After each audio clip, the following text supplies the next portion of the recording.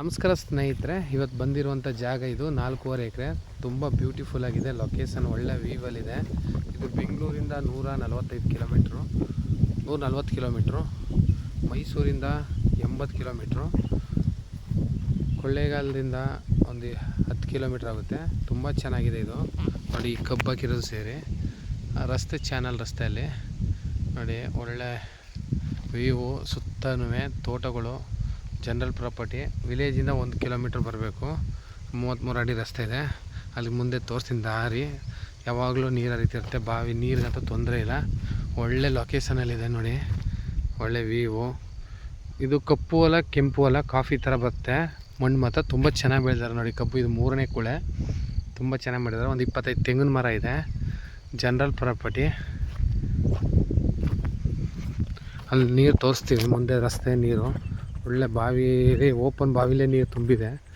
ಒಂದು ಕಾಲದಲ್ಲಿ ನೀರು ಯಾವಾಗಲೂ ಹರಿತಿರುತ್ತೆ. ಜಾಗ ಮಾತ್ರ ತುಂಬ ಬ್ಯೂಟಿಫುಲ್ ಆಗಿದೆ.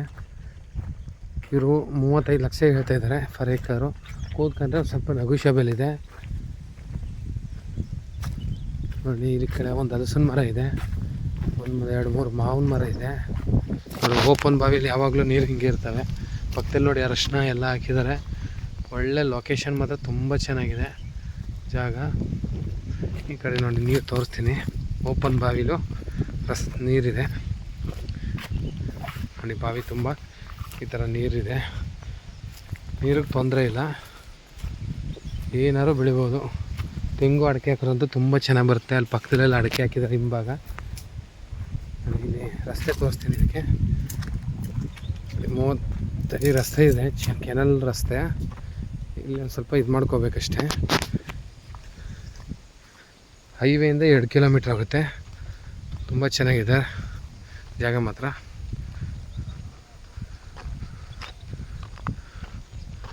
ಕೆನಾಲ್ ನೀರು ಯಾವಾಗಲೂ ಹರಿತಿರುತ್ತೆ ಈ ಥರ ನೋಡಿ.